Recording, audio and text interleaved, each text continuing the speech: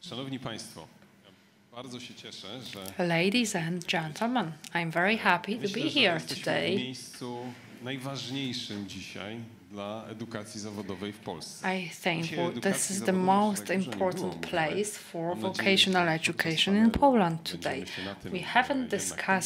We haven't talked about vocational education that much yet today, but I hope that the panel will be centered around it. I'm very happy to see the panelists here because they will give us different points of view on education. They are experts and practitioners. Bardzo ciekawymi wnioskami i doświadczeniem przede wszystkim. They will certainly share some very interesting thoughts with us about their Zacząłbym od tego, work. ponieważ mieliśmy tutaj ze strony Komisji Europejskiej z takiego mega poziomu. We've listened to the speaker from the European Commission, so this was kind of a bird's eye perspective, and let's now speak about the vision, the outlook for the future. Nauczycieli w Mielcu, ale także członka wspomnianej tutaj Rady Edukacji Informatycznej, Ministerstwa Edukacji. So now let me ask a question to Zdzisław Nowakowski, who represents the Council on Digitization and Education, because him and I, we developed a document that was passed by the Council of Ministers last week, which is about digitizing the education. And this document also focuses on vocational education, among other things. So please, can you tell us a bit about this document and about the outlook for the future? Thank you and good morning. First of all, let me thank you for having me.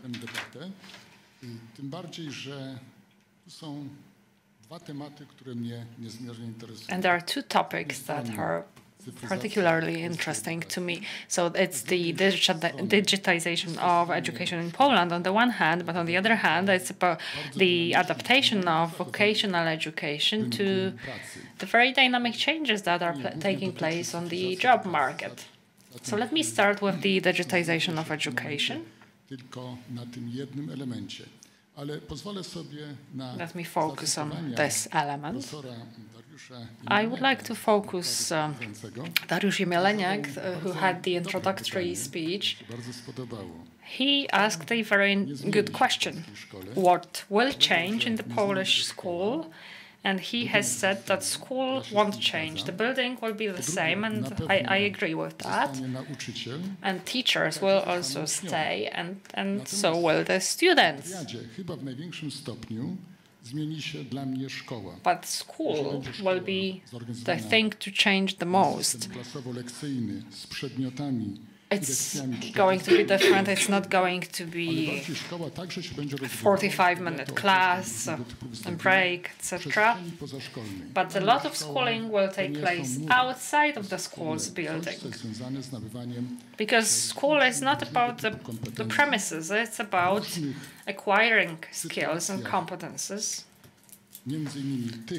by students in different contexts.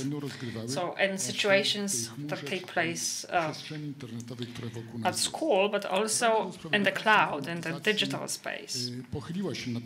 So the Council for Digitizing Education has already looked into this and has suggested what we call a decalogue. So we have written 10 tasks for the Polish education system. So it's like the 10 commandments.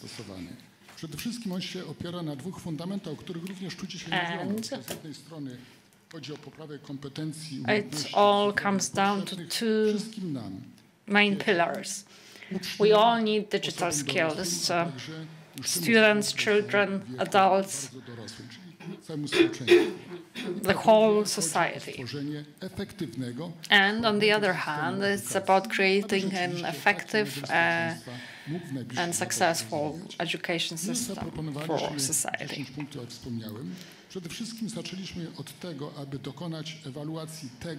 So we have proposed 10 tasks, and first of all, we want to start by assessing what has already happened in the Polish education system. Let me remind you some campaigns like the PC for Students, the Lab of the Future, the Polish Education Network, and the Integrated Skills Platform. But there is one thing we are concerned about, and it's coordination. There is poor coordination, so we are not using the experience we have already gathered. And secondly, we think that the core curriculum should be changed.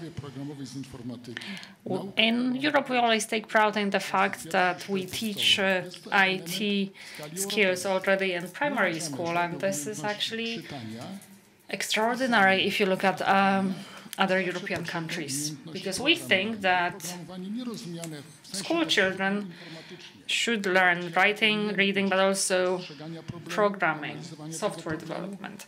But we understand this as troubleshooting. So you don't necessarily need IT tools to do that. If you approach IT skills like this, you can easily realize that preschoolers are already ready to learn IT skills. We also need to start teaching what AI is, and this is because whether you like it or not, AI is here to stay, but we need to know how to use it so that it helps us, it doesn't replace us.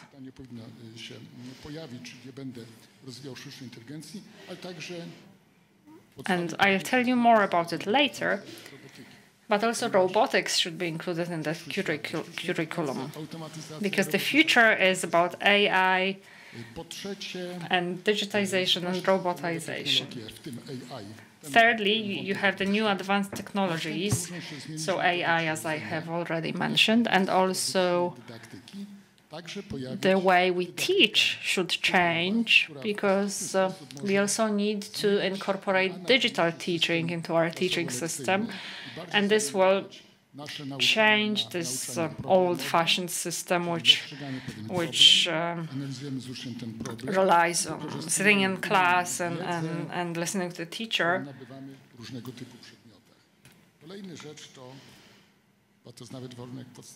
And also there is yet another thing, and this is the basic condition, which is about the lifelong learning for teachers.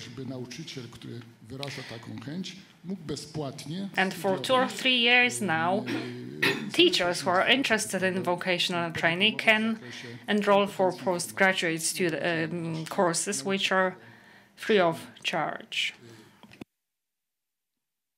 Martwi nas to, że w zakresie doskonalenia nauczycieli nie ma dobrej, przemyślanej koordynacji działań na szczeblu centralnym. What we are concerned about is that there is no central level coordination when approaching the education of teachers.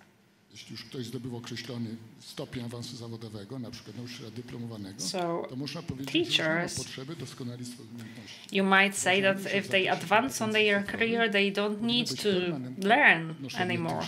But we think that they should be required to undergo lifelong learning. Najczęściej dostrzegamy, że oto są kolejne laboratoria dla szkół typu laboratoria AI. We have realized that there are new AI labs being created for schools, for students. I laboratoria do zdalnego nauczania. There will be SDM labs for schools and also labs for digital education.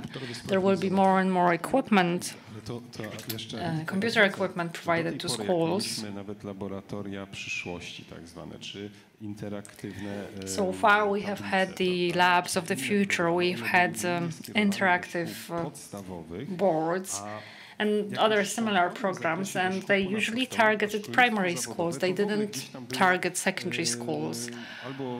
at all or to a small extent, and vocational schools were usually overlooked. I'm happy to say that you are wrong, because this is not the case at all. General education secondary schools were the one with the least funds, and vocational schools had much more money to buy computers, equipment. And I'm speaking about the funding schemes at the local government level. But the AI labs and the STEM labs are going to be central government level programs. So, for example, the AI labs will cover 4,000 schools. And now, point 7 of the recommendations, which is the most interesting for me, it's about teaching digital experts. And here, what is mentioned is creating the professional education centers, and they have very specific tasks. The idea is to include digital skills training in any vocational training profile you might have.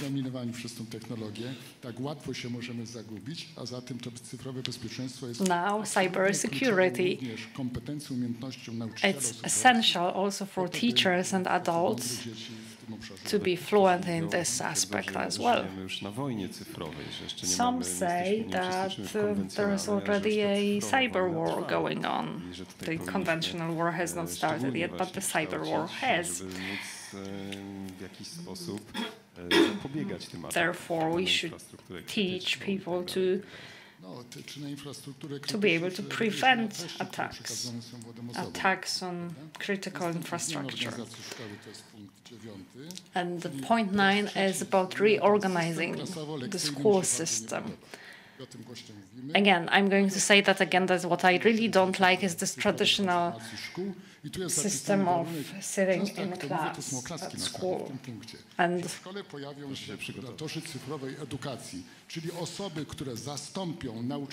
this point is about bringing new form of teachers to schools. Teachers who are called the ambassadors of digital education. So this will be highly skilled teachers versed in digitization. So this is more or less what our 10 commandments are about.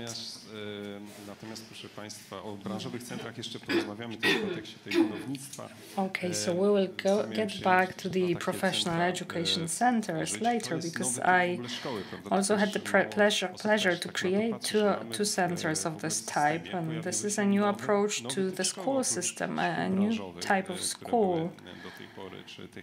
So far we've had technical secondary schools and vocational schools. Now, about 60% of students choose vocational education. Now, I would like to ask a question to Luciano, so if you want to listen to the interpretation, please switch it on right now. Luciano, for 20 years, has been training people in Europe. W tym kształceniu, bo jak mówimy o nowoczesności, to mówimy także o mobilności, prawda? To już nie jest tak, że osoby są przywiązane do ziemi. When we talk about education, we always talk about mobility. These days, thanks to national agencies such as FRSE in Poland, many mobility opportunities. Students and teachers alike can receive training all over Europe. In this way, they can exchange best practices, gain experience, and build their network that can be very helpful later on. About mobility, your experience, you see how it's changing during the last 20 years. What if the students are the same, or they are they have other approach to vocational education? And if you may say a few words about the new approach in terms of this vocational education, which is the Smart Lab that you are you have been implementing in your organization. Yes, we work in 7 different countries in Europe, and we receive more than 5,000 students each year under the Erasmus Plus VET programs. And our question was how to break the wall, because I agree with him, how to break a wall for the traditional classroom. So how to break this kind of traditional, experience the students have while they are in mobility. That's why we think about Smart Lab. Smart Lab are very experienced training done in the foreign countries, working on the cutting-edge innovation about technology. For example, we have Smart Lab on genomics and bioinformatics. We have Smart Labs for generative intelligence, artificial intelligence. We have Smart Lab about Python and machine learning. We have Smart Lab especially on no-code revolution, how to develop apps and webs with using no-code tools. This is very important because the students can experiment in a short time how to deal with a project, how to create tasks and solve problems, and how to create output. And these output are available on our platform. And we work closely with the schools to tailor-made smart labs for them. So this is important because, and also we teach teachers. For example, myself, I teach ChatGPT for education. It's the new how to say revolution we are involving now. So this is what we do. We create experience on the, for example, we have a lab on how to create a lean startup using the lean methodology. So all these kind of labs are very interesting experience for students because they experiment something that they don't find in the schools right now. So they can experiment this, they can work on this, and they can acquire skills, technical skills, for example, no code or genomics using, for example, the platform Galaxy, but also they can acquire skills related with the transversal skills, problem solving, or how to say, public speakings and more. So this is our experience. But do you see any other expectations they have now? I mean, the youths than they used to have in previous years, or teachers, or it is all the same? I mean, in terms of tailoring the courses, etc. There is a huge transformation now, and the problem is that now the teachers are, behind the students. So the students are more smart than teachers sometimes. That is a problem because the teachers must be a mentor how to use the new technologies, but they are not prepared.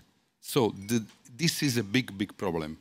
And of course the students are, how to say, they suffer this period of uncertainty because they don't know what the future will be with wars around them. But we have to train them, we have to teach them how to be flexible, how to adapt with all this transformation. And this is real, a very, how to say, very important for all the institutions to work on.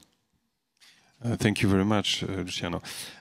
Teraz przechodzimy do pana doktora, Now I would like to move on to zajmuje się także inteligentnymi specjalizacjami. My byśmy chcieli, żeby Polska, do tego dążymy, żeby Polska nie była tylko rezerwuarem tak zwanej taniej siły roboczej, ale żebyśmy rozwijali te inteligentne specjalizacje, żebyśmy mieli, ponieważ samo AI to też jest narzędzie dla ludzi inteligentnych, prawda?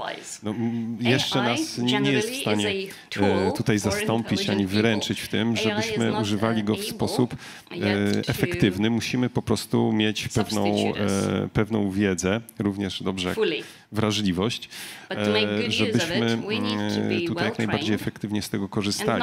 W związku z tym mówimy o praktycznym kształceniu, ale także mamy pewne też kwalifikacje sektorowe, mamy inteligencję, specjalizację.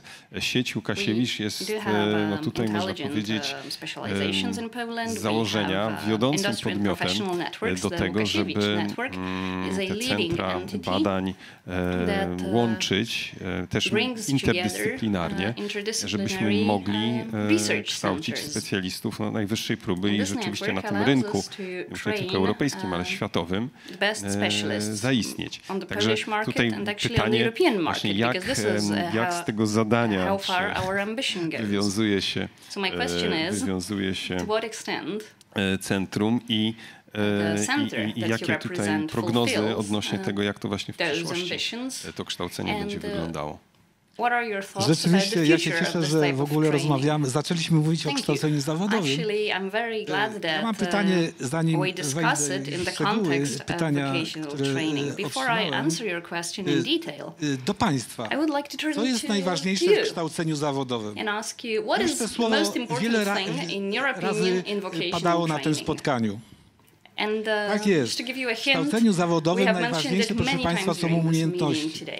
Umiejętności, oczywiście to, co było powiedziane, że będą szkoły, będą uczniowie. Oczywiście będą potrzebne umiejętności, ale skąd się biorą te umiejętności? Oczywiście, jeżeli spojrzymy na gospodarkę, to w gospodarce możemy wyodrębnić określone sektory gospodarcze, które odzwierciedlają tą gospodarkę.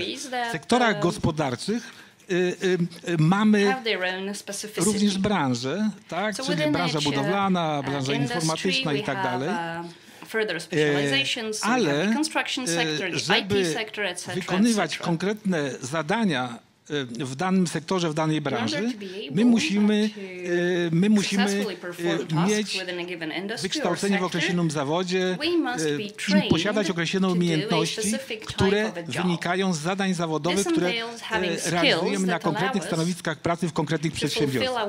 Oczywiście te umiejętności, jeżeli mówimy o umiejętnościach praktycznych, głównie, bo one są najważniejsze w kształceniu zawodowym. Umiejętności praktyczne, niezależnie od umiejętności praktycznych jeszcze istnieją inne umiejętności, których czasami nie widać, a one jednak są. Są to tak zwane umiejętności intelektualne, albo w zależności od teorii, którą się posługujemy, umiejętności teoretyczne.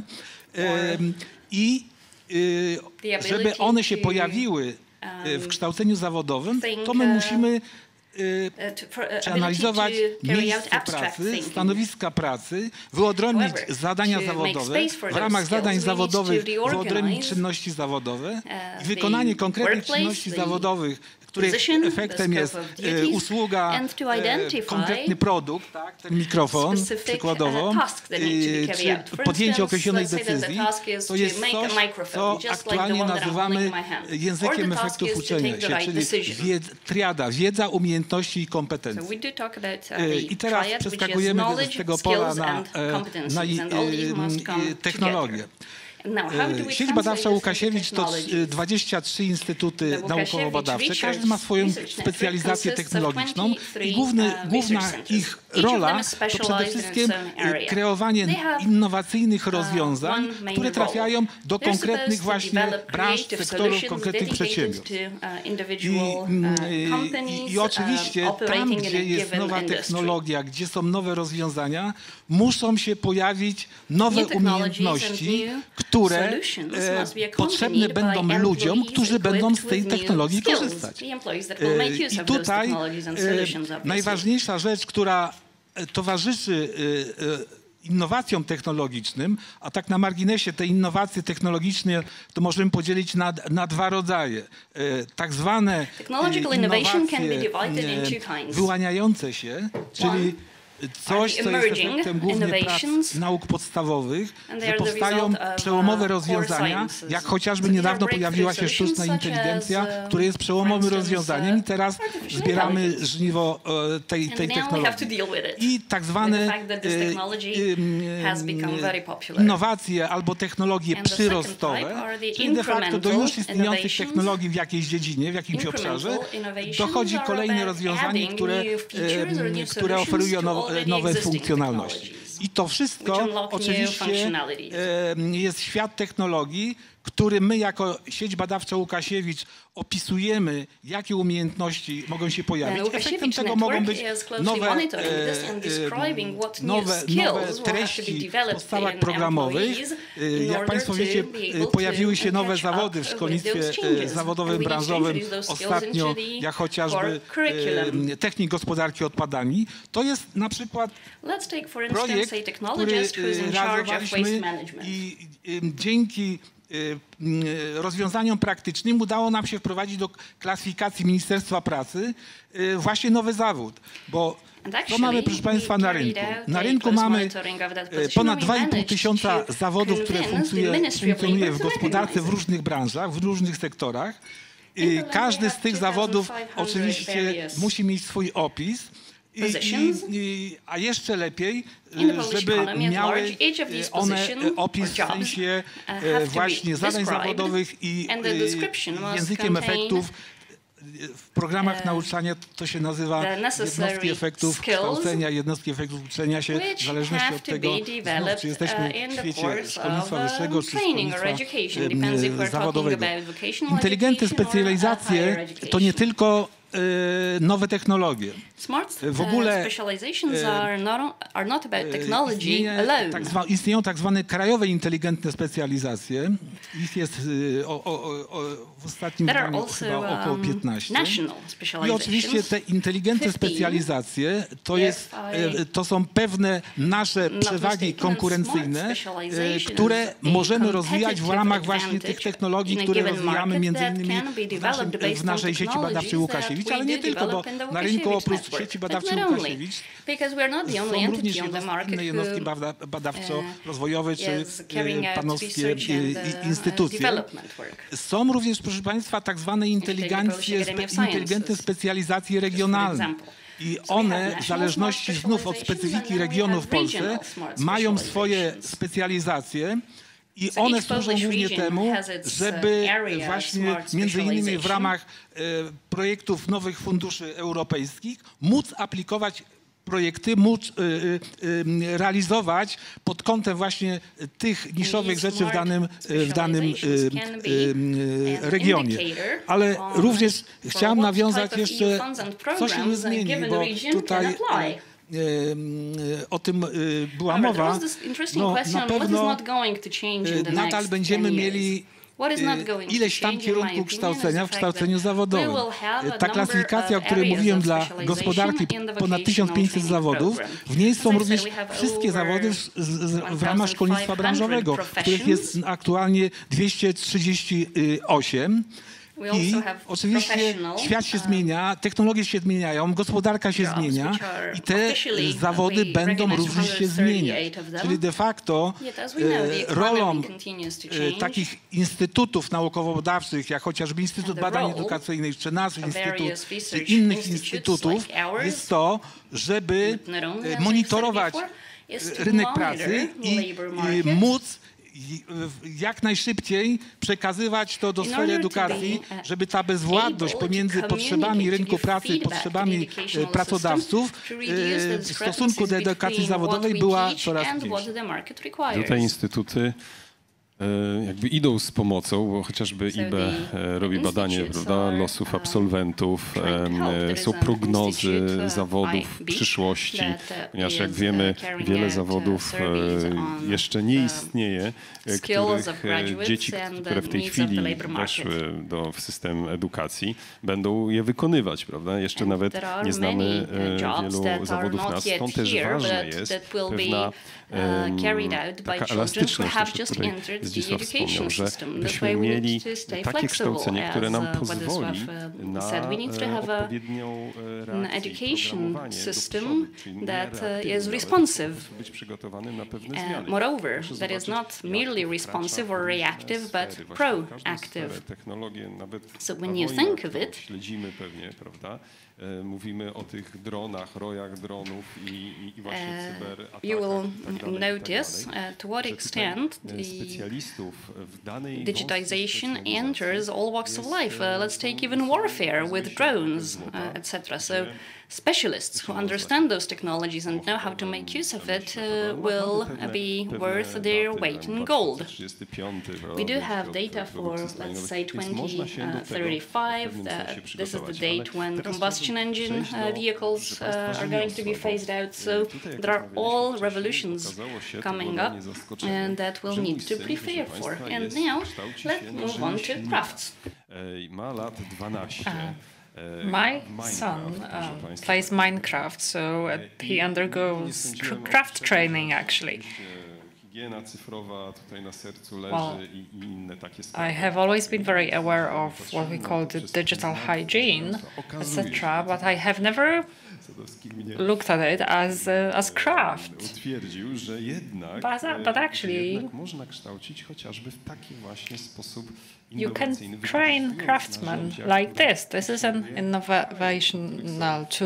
innovative tool, and students really enjoy this type of learning.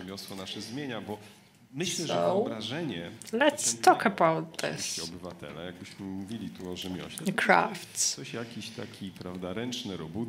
Because people usually think about crafts as network, knitting, etc. But actually, innovative technologies are also in use in this sector.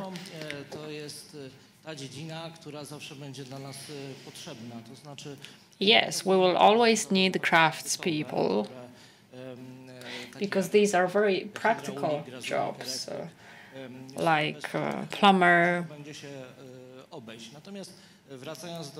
electrician, etc. Chciałbym Państwu powiedzieć, że ja też byłem zaskoczony, gdy się zorientowałem, że mój 9-letni syn. And I was also surprised to learn that my son, who is 9 years old,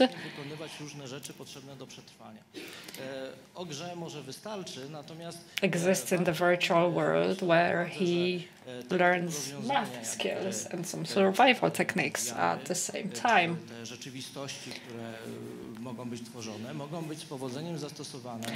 And these realities, artificial realities, can also be easily used by employers training apprentices, and this can also bring down the costs of apprenticeship.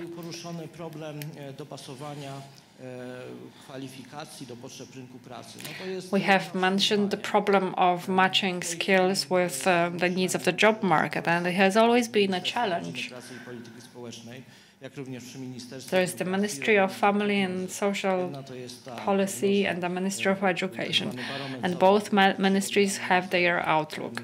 The first one is the analysis of the jobs we are short of, and the analysis of the workers the employers are short of. But there are also jobs where there is a surplus of workers. But actually, as it turns out, there are no jobs where we would have too many workers. But there are many jobs we are short of, like carpenters, etc. Użyteczna do tworzenia programów i The Ministry of Education has its analysis of professional education, and the problem is that all these analyses and forecasts I have told you about function separately.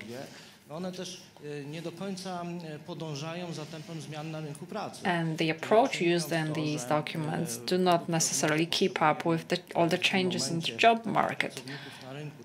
So according to these analyses, there is a specific job in high demand, but it's very difficult to adapt the education system to these needs because the market can change very fast. In 10 years, the job can change completely. We'll be using different tools, different equipment, etc.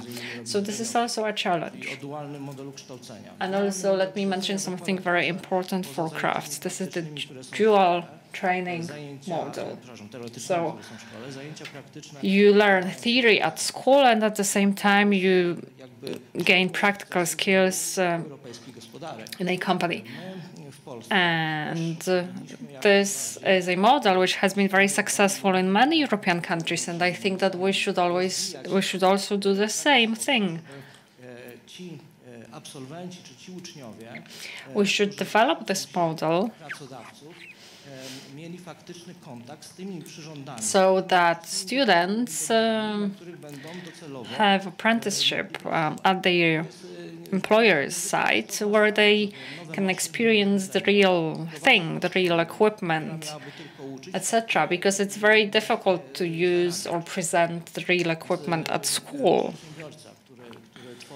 and use it only for educational purposes, because employers have the equipment and they know that when they teach new employees, it's going to be also a benefit for the company.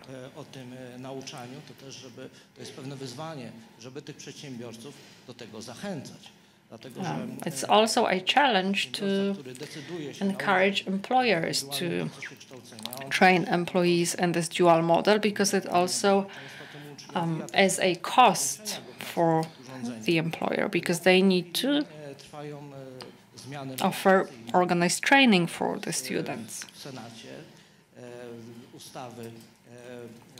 Now a piece of legislation is being processed in the Senate, and the changes that are being processed probably will be welcomed by entrepreneurs and by the trainers.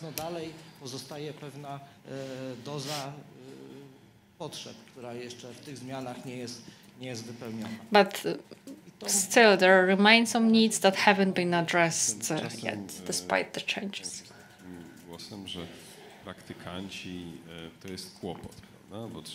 Sometimes I hear people say that being an apprentice is actually trouble, because you have to pay for them. It's a new person in the company, so he or she deorganizes the work of other employees. They come, receive the training and go. But we also have some success stories of collaboration between employers and apprentices. And now let's travel to Mielec, and we will watch a short video. I will show you a 5-minute video that was made in 2019. So it's over 4 years ago.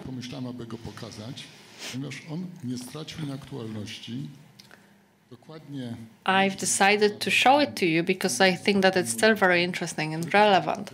4 years ago, we were already discussing a certain model that is now gaining speed.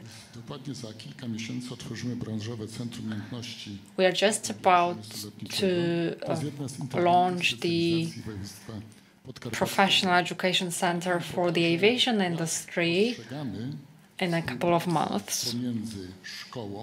And this video is about the collaboration between entrepreneurs, schools, local governments, and universities.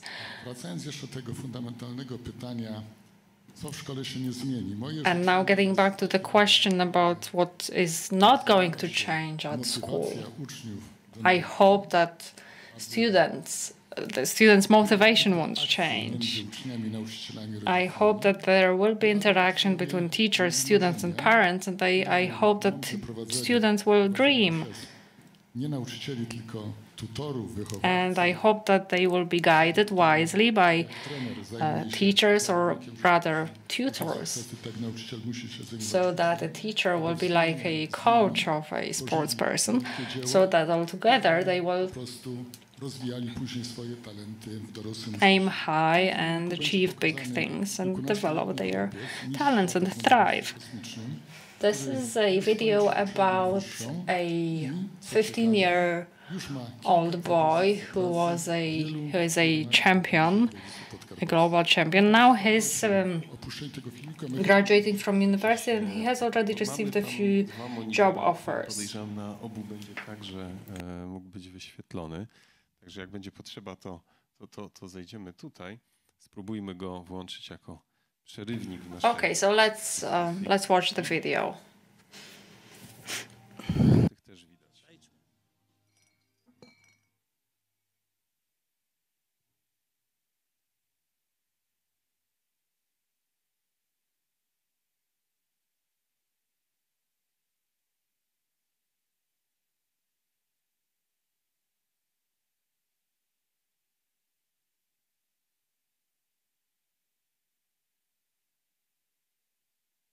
Mielec is a city of a very strong aviation tradition. This is the first special economic zone in Poland. Here you can spread your wings, and here students spread their wings because they discover their passions and they are more motivated in their future and education. The Mielec Festival of Science and Technology has been a success since 2011. It's full of interesting shows and demonstrations and contests. The organizer from the very beginning is the Center of Vocational Training and Teachers Training in Mielec. It has a lot of equipment for training. It collaborates closely with the Mielec Chamber of Industry that manages the special economic zone, which is called Europark Mielec. So apart from the formal education aspect, in 2015 a unique project started. It's called the Youth Academy of Technical Skills, Leonardo. The purpose is to develop technical skills in children related to designing and building airplanes and rockets, 3D design, digital photography, etc. In Mielec, we are proud of the achievements of our young and talented constructors and IT developers. For years, they have been winning in different contests. Here you can see a global championship in rockets and airplanes, and one of the champions is Wojciech Koszelski. He has been the champion twice in the category of space rockets. And in general, the graduates of the Leonardo Academy have already received almost 100 medals. This is RoboRave Poland, the International Fair of Robotics. Our students also attended it. This wouldn't have been possible without the social responsibility of the Mielec companies. This includes the Polskie Zakłady Lotnicze, Polish aviation factory, which has manufactured the helicopter and the plane you are watching right now. Tirhoff Automotive is another company. It manufactures car parts.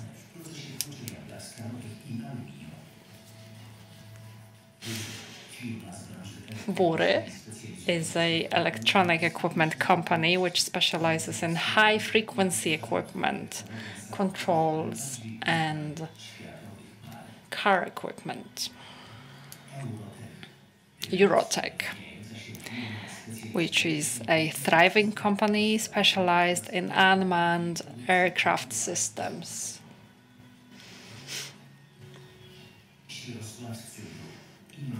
Sierosławcy Group is an innovative company that specializes in injection equipment and components for aviation.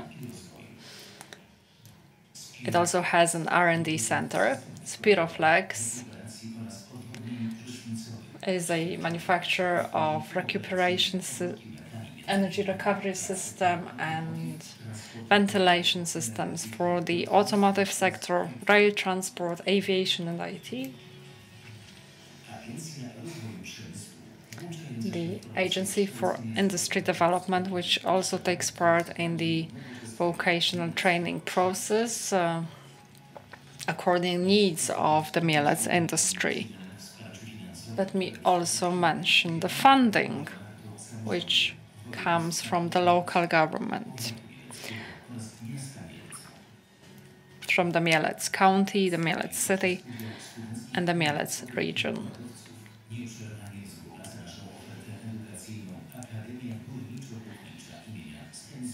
There is the Technical University in Krakow, which also provides education and trains our future employees. We all share the common goal. We want young people from Mielec to stay in Mielec and develop their professional careers here. Myślę, proszę Państwa, oklaski tutaj są wskazane. And applause is mostly welcome. Tak, przeszliśmy, proszę Państwa. Króciutki komentarz. I would like to make a brief comment. The companies still recruit graduates of Mielec vocational schools. We are also joined by Mr. Wilk, who is teaching in one of the vocational schools and technical schools in Mielec, who will have a workshop on his dual approach. So actually Mielec is quite lucky compared to other cities in Poland. Because if you come and visit Mielec, we do not show you historical monuments, we show you our industry. Mielec has 60,000 inhabitants and a few dozen of companies that you could see in the video. In short, we had very good conditions to train a skilled workforce for the aerospace industry. Tutaj jak widzieliśmy na filmie, naprawdę tutaj sky is the limit. As you could have seen in the video, the sky is the limit. Wysyłanie rakiet, ale też ogólnopolski konkurs robotyczny. So rocket industry, but also robotics competition is organized in Mielec. All right. So I'll tell you. I don't want to boast, but in Mielec, we have a new training specialization, namely robotics and automation. It started as a pilot project, and now we are 5 years into this project. If you teach in a technical school, you know that if initially you have, let's say, 30 students, then those who make it until graduation is maybe 2/3 of it. And in that particular class, with that profile, not only we had no dropouts, but also wciąż jeszcze jest pole do ulepszenia, więc nie ma idealnej sytuacji. Natomiast but everybody made it till the end except for one girl. Girls are maybe not well suited for this specialization, said the speaker. You have good examples of cooperation with companies, with the environment of the school environment, and what you see, and what is the reason that this kind of stakeholders are interested to be so open for the cooperation with the agency and for welcoming the students and teachers? Because mobility creates a bridge across countries.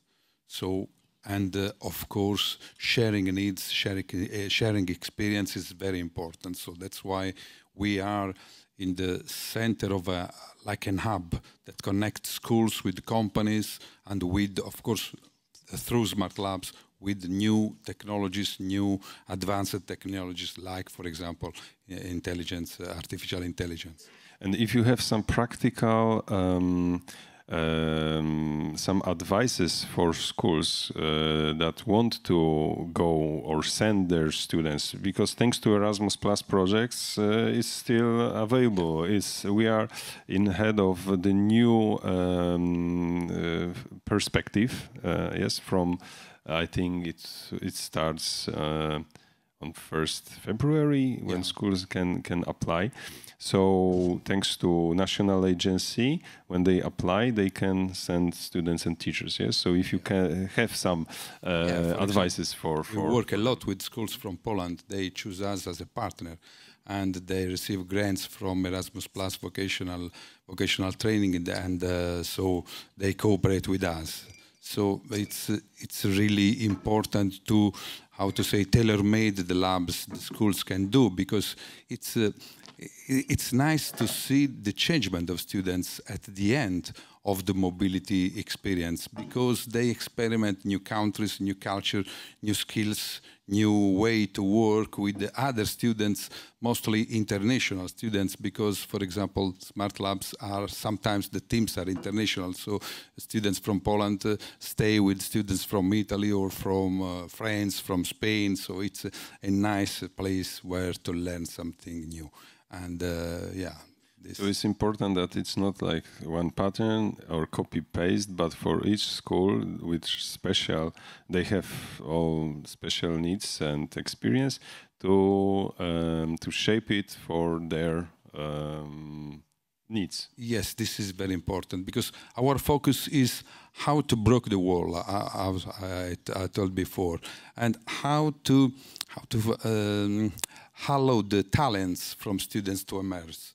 Because sometimes the schools is, oppressive, is something that they can't express themselves like they are. Because our students are full of skills, full of talents, but we have to require them. We have to, understand which are their needs. And so the labs are a way to allow them to express themselves in a better way. And of course, there is lots of possibilities in terms of the type, the kind of occupation they may, and kind of experience they can get in each of particular place they plan to go. Dobrze, thank you very much, Luciano. Teraz przejdziemy do ulubionych kwalifikacji. Okay, thank you, Luciano. Tutaj, bo rzeczywiście przy każdym BCU zresztą ten problem kwalifikacji, czy to rynkowej, qualifications and skills. Jakby one są wpisane w samą ideę BCU, to znaczy jako miejsc takich referencyjnych dla danej branży. BCU is a point of reference for every industry. It's not only a place for training and reskilling, even though I don't like the term, for teachers and students. These are institutions that are supposed to provide added value for a given market segment. They are supposed to deliver on specific training events, requirements, and they allow us to monitor the outcomes. So in Radom, for instance, we do have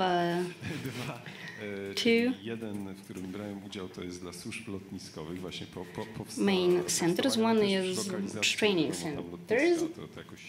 One is for training people who are supposed to work in the aviation industry. That was, of course, connected with opening the airport in Radom.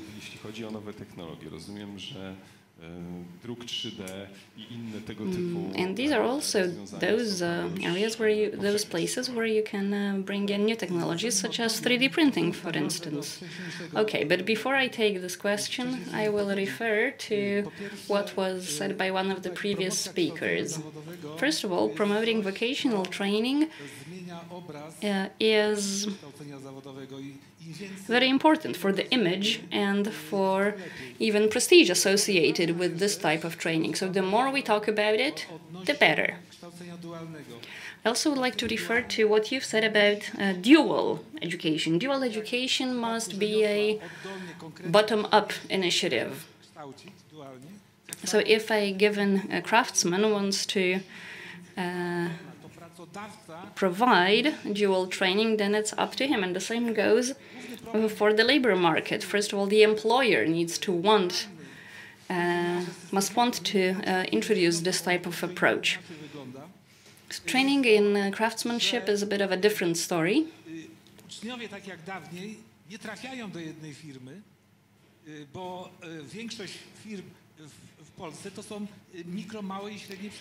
Most companies in Poland are SMEs. Large companies rarely offer craftsmanship programs. Volkswagen is an exception. It offers this type of program to train technical workers. So what we need to figure out is certain logistics. How students from one year can be allocated or distributed among various SMEs and get a similar or at least aligned type of training.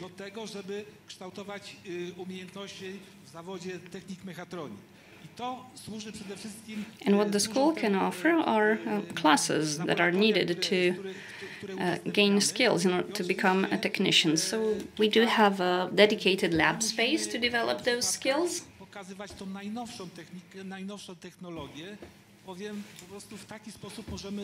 And we have to have those labs equipped with latest technological solutions because this is how we can attract and retain students. Now, the industry skills centers that are supposed to be further developed under the National Recovery Program, more than 100 of them is supposed to be created in Poland, are model educational entities. So I'm using this term on purpose because they are not schools. These are lifelong learning centers.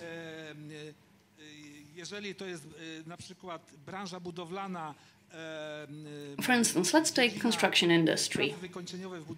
Finishings. And in finishings, you have two main skills, a technician and an assembly worker. So students can use the industry skill center to learn what they need, and in those industry skill centers they are offered the possibility to learn about the latest technological solutions present on the market, and this supplements their vocational training. And in each industry skill center, there is every industry skill center is in touch with the national association representing the given industry, and they are in constant touch. Also, teachers can work together with industry skill centers and improve their qualifications there.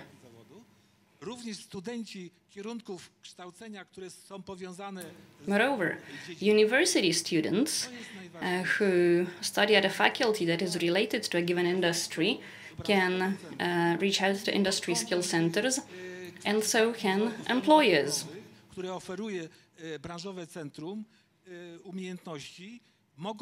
przyjść właśnie specjaliści z różnych firm. The industry skill centers are open to receive specialists from various companies, let's say from the construction industry,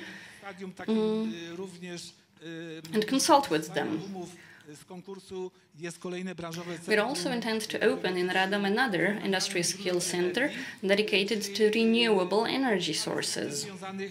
We're at the stage of signing agreements, so we want to focus on photovoltaic technology. Jako instytut w tych centrach mamy przede wszystkim pewną rolę, gdzie opracowujemy. The role of our institution in the industry skill centers is to develop the training curriculum, Jeżeli mówimy o nowych kwalifikacjach, focusing in particular on the learning outcomes. To również takie kwalifikacje, one muszą mieć uzasadnienie rynkowe, czyli musi być udowodnione. Naturally, the qualifications that we offer must be in demand on the market. Potwierdzą daną kwalifikację wolnorynkową. W naszym przypadku w budownictwie to jest układanie płytek. For instance, let's say that in order to be to work in the construction industry, you need to know how to lay large size tiles. And you need to have this qualification confirmed by a certified entity. And this is one of the tasks of the industry skill center. So in the industry skill centers, supplement vocational training, guarantee high quality of training programs it offers, and is in constant touch with representatives of the industry. Naturally, the courses that industry skill centers offer is very flexible. We usually offer them in a 3-year cycle. Od strony szeroko rozumianej technodydaktycznej. And that's a good idea, because the skill center in this way stays up to date. It offers like a consistent curriculum and adds to it new technologies. That's important what you have said, and you have mentioned the role of the foundation for the development of the education system. W jaki sposób są zaangażowani w tworzenie tych centrów właśnie z fundacją zwykle. Because the foundation has been involved in also in creating these industrial development education center. So people involved in creating the centers are in touch with the foundation. No ale tutaj akurat what the centers don't offer yet is the possibility of apprenticeship. In Mielec, the center is yet to be launched. That's right, but I'm happy to hear what the previous speaker has said, and also let me congratulate you, because you are the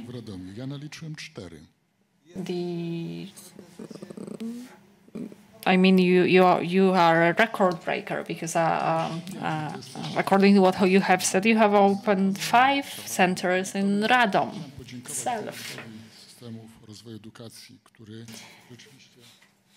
Yes, and let me thank the FRSE Foundation, because it has been supporting us in opening the center. We are going to open the center in April. And the Institute for Educational Research also has a project. It's about creating a new list of sector-specific skills. For us, it's going to be aviation and related industries. This might also include robotics, which we are keen on. And they are going to do it through the industrial skills centers. But it's not about the collaboration of the BCUs with schools, because schools have their own curricula. There are about over 200 jobs, so each of them has their specific curriculum. But everything changes so fast that if you graduate, it doesn't mean you are ready to work in practice. Because sometimes people graduate and get a job, and after 6 months it turns out that they are not fit for this work because the technology in the industry is very advanced.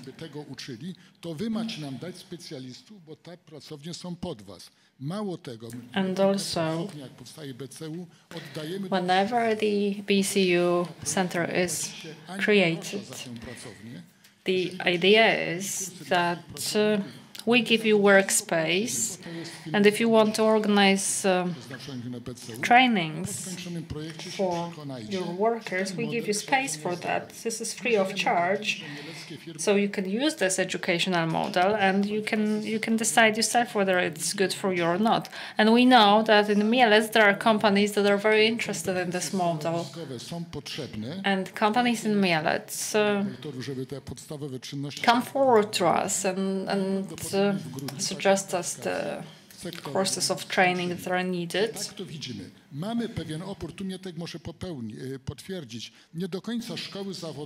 And what we think is that vocational schools not necessarily understand the model because they think that these centers should be for themselves, and they are for the schools as well, but in the first place these are centers for entrepreneurs. And it's a pity that there is no one from the ministry with us today, and there will be representatives of the ministry joining us tomorrow. And teachers can have apprenticeships in the BCUs, and this is very good. But unfortunately, students can't. To have internship, apprenticeship, students need to go to the company.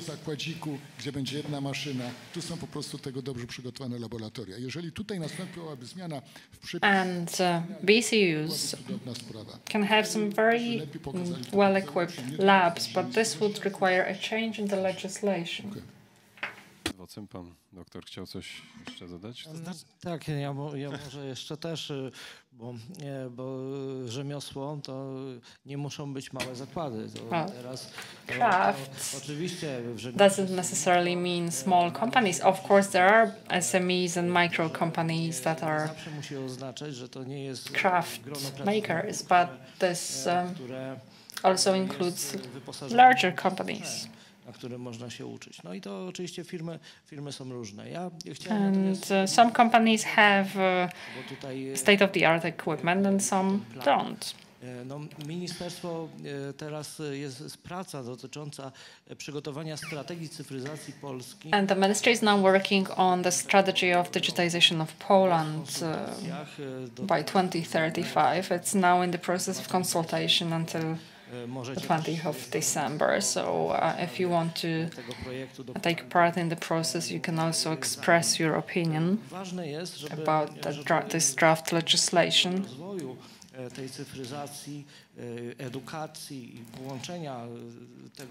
So there is digitization, there is education, there is the job market with its needs. And it's also important to understand what the dual model is. It's not only about it's not only about dual training. It's also about modern technologies, and it's about keeping certain jobs. Because not everyone is capable of re-qualifying to the jobs of the future. You will have new jobs like VR specialists or similar. But there are some jobs that will stay, some simple jobs related to crafts, jobs that are closer to our everyday life. And I think that it's also an opportunity for SMEs, but also for your center and other entities. Next year, Poland will probably receive a lot of money from the National Recovery Fund, so it would be good to spend the money on highly specialized jobs. And it would be very interesting for us, for our European development. It's a very interesting debate we are having here, but I would like to take some questions from the floor because I'm very interested in the concerns and the comments from our guests. But before, Doctor, over to you. Kwalifikacje sektorowe uzupełniają zintegrowany system kwalifikacji. Sector-specific qualifications supplement the integrated system of qualifications. And this is accompanied by some training programs. And these programs focus mainly on practical skills. So if you have the BCUs, the Professional Skills Center, the main method here is learning by doing. And this is actually the best way to teach people, to train people.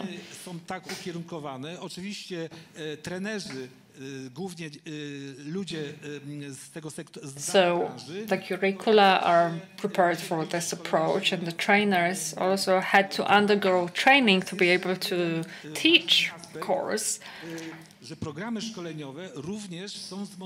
But also, there's one more thing, that the curricula are accompanied by advanced technologies.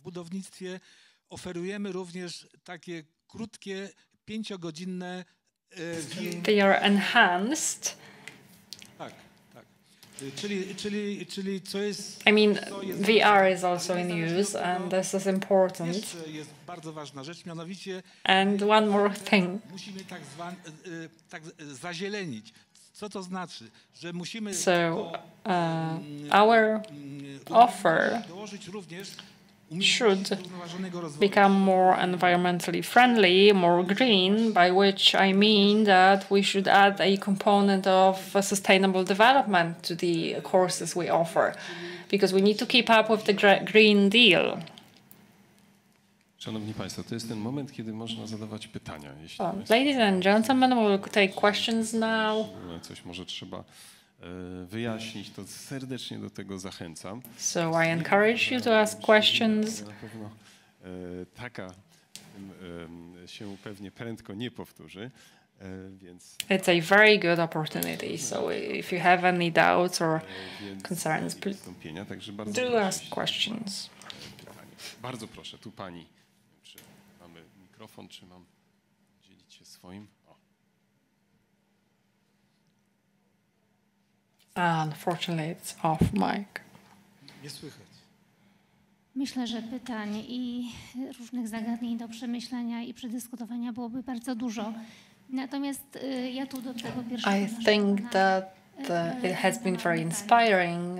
Powiedział pan, że jest pan przeciwnikiem takiego systemu klasowego. So I could come up with many questions, but I have one specific question to the first speaker. You have said you don't like this traditional class teacher arrangement, but my question is, what do you suggest instead? Personelu medycznego. And what about training medium level healthcare professionals? Że nie takim totalnym przeciwnikiem, tylko osobą, która poszukuje. I don't totally oppose it, but what I meant is that I'm interested in alternative educational methods as well, and I think that the video about Leonardo explained it very well. There is a model where, for instance, students sit in class for 4 days. On the 5th day, on Friday, they carry out projects from the STM model. And also the model of education outside school, I think it's very good. It's good, an interesting form of learning, because you can take part in study tours and visits.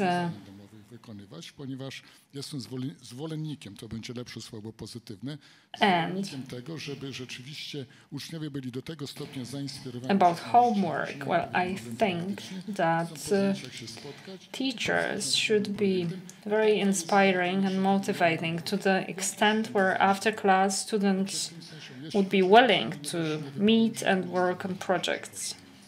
Nie znam się na tym. Myślę, że tutaj chodzi o zachowanie pewnej elastyczności, prawda? Czyli I think that what you have in mind is a certain flexibility. So on one hand you have the STEAM approach. Zawody, gdzie po prostu in those areas where it is justified, and there are the jobs and specializations in which the traditional approach is better. And we have this eternal question of should we fix it if it works? o ile uczymy się i And sometimes the better is the enemy of the good. Technologie właśnie, które wkraczają w każdy sektor i po prostu new technologies are entering all sectors. O zawody medyczne. Let's take medical professions, for instance. In Poland, we are still using like physical paper documents for patients' history. Bezdotykowo, na odległość i jest u nas to ze względu na właśnie dane, ochronę danych, tam są jakieś problemy przed wprowadzeniem. Ale mamy tam... Or actually maybe to clock in for medical personnel, while in Japan medical professionals use their hands to clock in, but in Europe we have all the issues related to GDPR, etc. Oh, there is one more question. Since our panel is quite masculine, I'm very glad to see a woman reaching for the mic. Good afternoon. Actually, I followed this debate with great interest. Możliwość zapoznać się przynajmniej o prelegentach polskich z ostatnim raportem. I wonder if the Polish speakers had the chance to go over the latest report of the Supreme Audit Chamber on the Polish education. Maybe the report was not very detailed, but I think it showed certain trends, and it was quite critical. It said that the reform of the vocational training carried out in the years 2017-2019 was ineffective, and that it didn't bring about the desired outcome. My question is about vocational training specifically, because we have said a lot about digitization, about teachers, about school, and I would like to ask you about the training of IT specialists.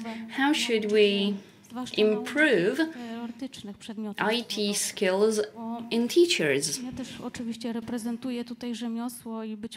I represent the world of craft, and maybe in the dual approach it looks better, because 70% of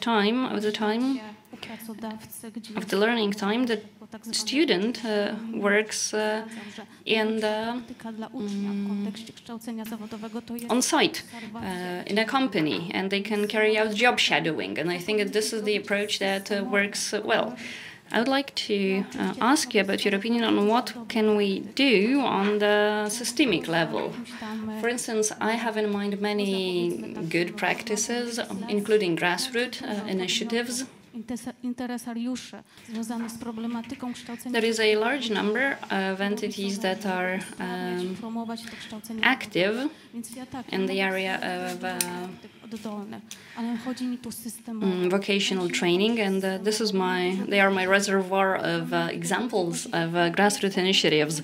But grassroots initiatives is one thing, and we need to do something to address the problem on a systemic level. How can we increase the IT competencies of teachers who teach the theoretical part of the vocational training? We're short of such teachers, that's one thing, and how can we improve their IT skills? So that's my first question. And the second question, we were talking about industry skill centers.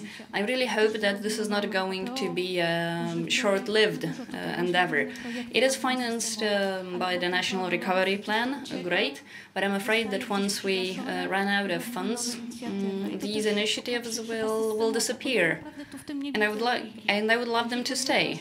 And I would like to have a truly systemic approach and not short one-off initiatives.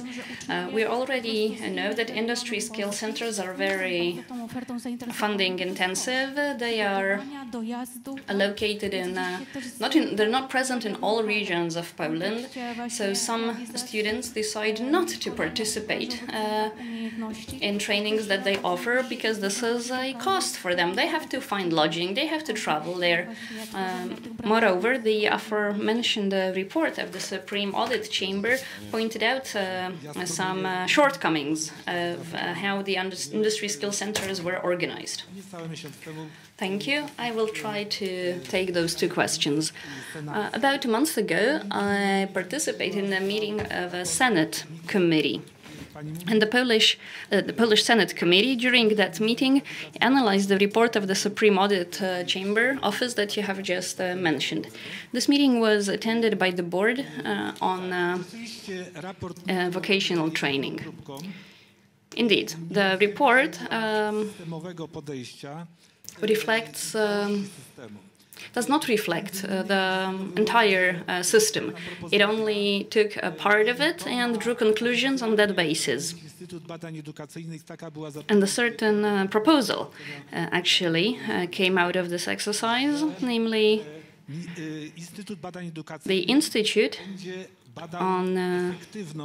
of Education of Research on the System of Education will investigate that, because the main purpose of the report was to analyze the quality of vocational training, but not everybody knows how to measure that. Unfortunately, the Supreme Audit Office did not share the factors it took into account. It only focused on the fact that there are certain compliance issues, for instance, or certain anomalies that they observed in certain institutions.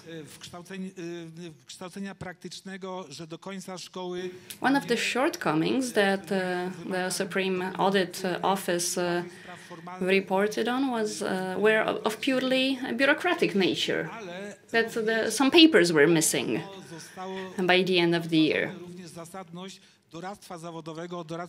The Supreme Audit Office's report also questioned many aspects of career counseling. According to the report, it's inefficient, that there is a discrepancy between advice that students receive at schools and actual career counseling on the labor market. So the system of professional career counseling is going to be completely overhauled in the new perspective.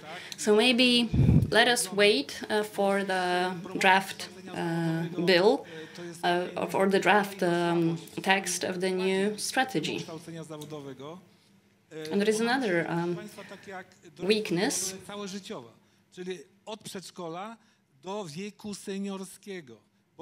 In the system,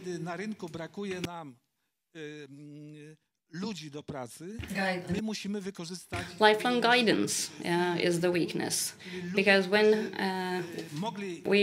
the labor market is short of workforce, we should use the potential of the silver representatives of the silver generation.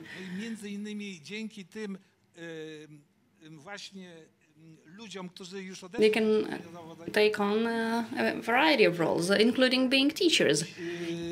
And this is actually happening. People who have already bid their farewell with the world of vocational training are actually coming back because to address the shortages. Because I see that you want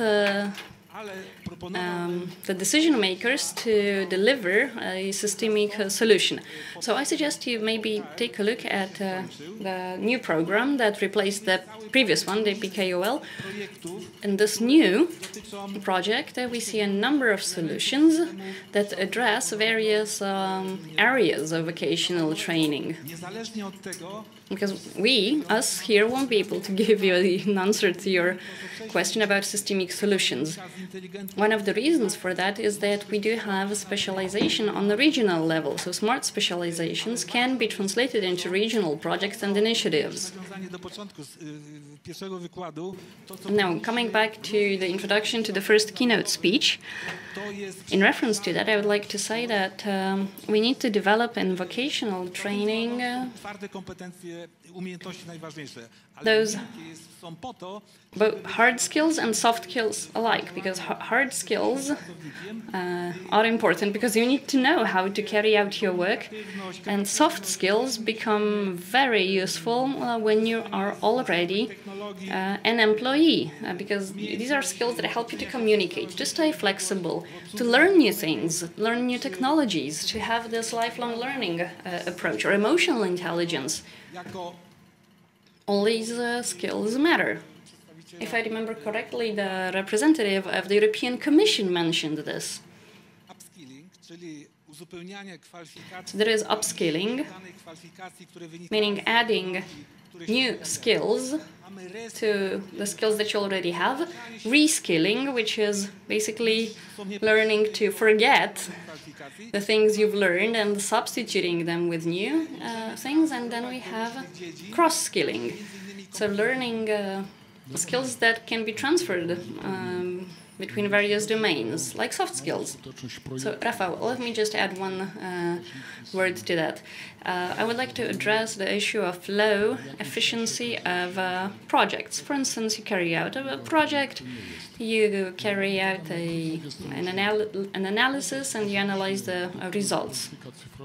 Well, we developed a document on digital education and transformation, and will develop a roadmap to that strategy so that for the next 5 years we'll be able to engage in projects that are meaningful and that deliver durable results to bring about an actual change. Now, regarding IT skills among teachers, the main problem is that we do not have enough teachers. Shortage of teachers is our main problem.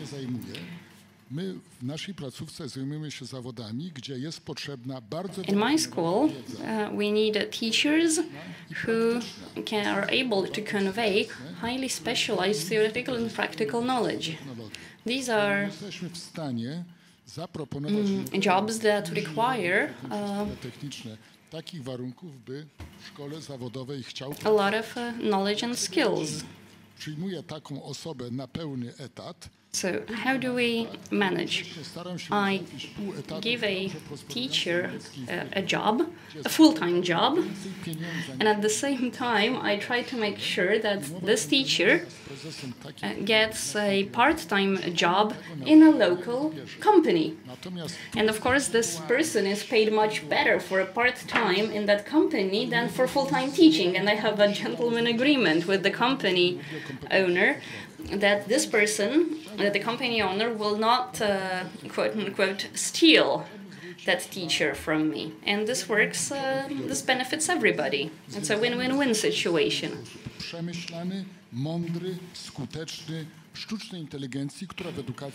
And another thing is learning how to make good and reasonable and effective use of AI in education. And this is what I tell my students in my technical school. I tell them, I will not teach you how to code in Python because ChatGPT will do it for you, actually. They will write the code. What I will teach you is a certain type of thinking, of algorithm thinking, oriented on solving problems. And ChatGPT will take care of writing the code. And also, I focus on 3 areas that are a consequence of the advent of the AI. One is prompting, or in other words, knowing how to ask the AI questions, even debating with it in order to obtain a satisfactory answer.